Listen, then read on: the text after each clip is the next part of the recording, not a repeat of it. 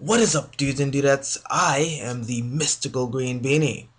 So I try to steer clear of doing too much Batman on this channel, but oops.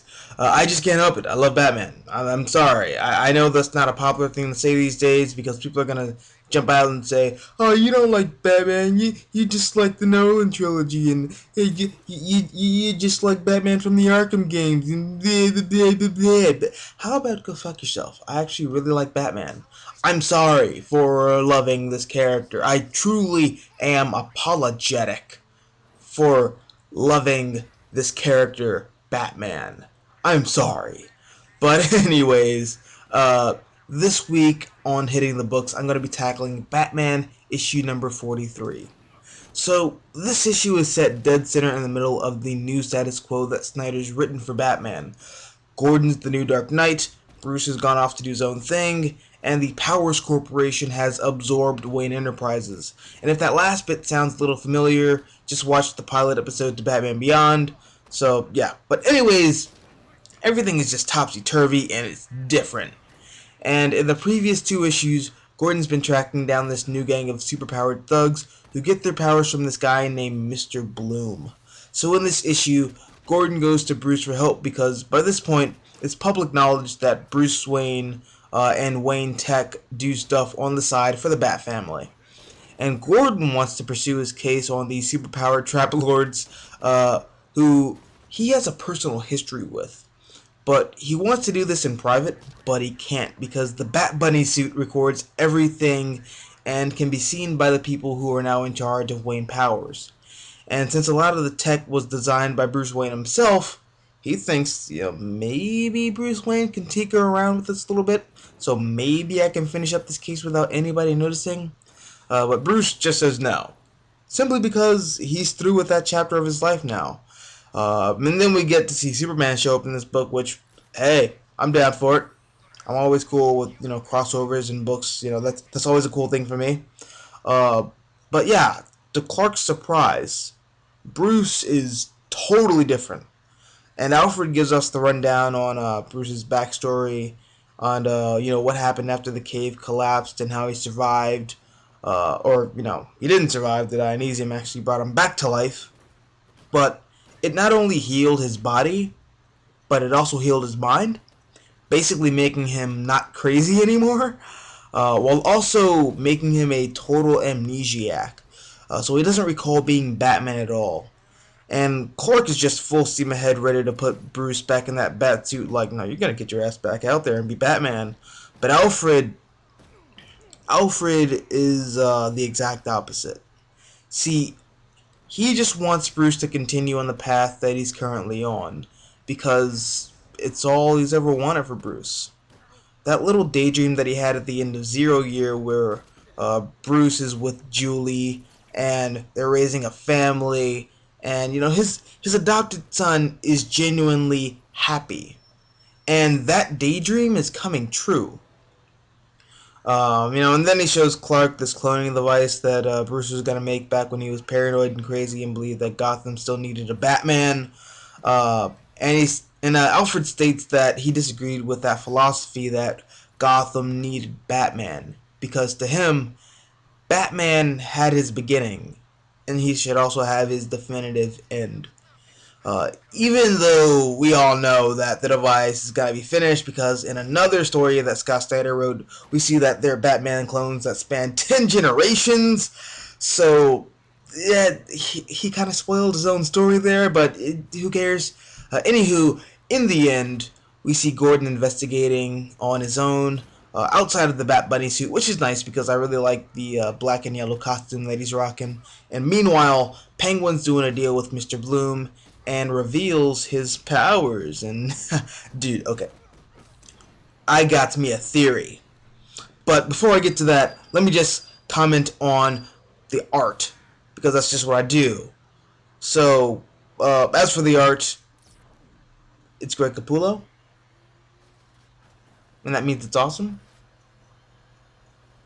So yeah, let's get into the stuff that stood out to me, and then I'll get to my theory. Alright, so starting off with the good.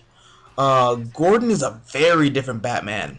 He is totally willing to do, like, things just drastically different. Like, motherfucker shoots people. Like, he shoots batarangs out of a gun, and they go in between your eyes. That's how hardcore Commissioner Gordon Batman goes. Um, Also, that third act battle is just awesome. With Gordon, where the gang thinks that they've trapped him, but he just kicks ass, and sharks are involved. That's all you need to know. Sharks are involved. I just watched a bunch of shark videos on YouTube. Just let you know. So yeah, I'm obsessing over sharks right now. But yeah, that was awesome. Also, Superman makes a guest appearance, and come on, man, you can never have too much Superman in your book. I'm just saying. And as I mentioned earlier, Gordon's operating outside of the Bat Bunny suit with his yellow and black Batman Under Armour, which is awesome because, as I said, I like that suit a lot. And Mr. Bloom, creepy as hell, and that's awesome. I feel like it fits with Snyder and Capullo's run on Batman. They really do have this horror element down packed for their run. It's actually something that I've noticed with the past 42 other issues. Like, they feel more like horror stories than they do like actual detective stories or superhero stories. So that's just cool. But yeah. Oh, and also Julie Madison. I am so glad that she's making another appearance in this run. Uh, I'm sorry, appearance in this run. I'm sick today, guys. So yeah, if I'm slurring my words, that's why. But yeah. Now I don't know that much about this version of Julie, except she looks exactly like her counterpart from Batman and the Monster Men, and I think she was in the Mad Monk. I'm pretty sure she was in Mad Monk. Yeah, she was. Actually, yeah, she had a very important role in that story. What am I talking about? Um, but yeah. Also, quick little tidbit. In those good books, Monster Man and Mad Monk, she is ironically modeled after Ellen McPherson, who played Julie Madison in that travesty of a film we call Batman and Robin. So yeah, just a little tidbit there. But yeah, as for negatives, I can't really think of much except for a continuity error with Bruce. I found it kind of hard to believe that he forgot he was Batman while he was found wearing his Batman costume, and I'm pretty sure they had to take it off of him and take him to the Batcave. So I don't. Come on, guys, just think it through. Think it through, guys. That's all I'm saying. But yeah, that's about it for negatives. That was like a real nitpicky thing too. But yeah, now on to my theory as of the identity of Mr. Bloom. All right, you with me? Mr. Bloom is Doctor Death. The guy from Zero Year who was just all bones and he looked like Jack Skellington, but more horrifying. Yeah, that dude. Uh, yeah, that's who I think he is. As for how he got himself to look slightly normal and less gross looking, and can control his bone maneuverability, I'm stumped on that one. But I am sure that if my hunch is correct, Snyder's going to tell us how, and if I'm wrong, I guess I'm wrong. So yeah, there you have it, guys. That is my review for Batman issue number 43. This book has continuously been great in my opinion. I'd highly recommend picking this book up.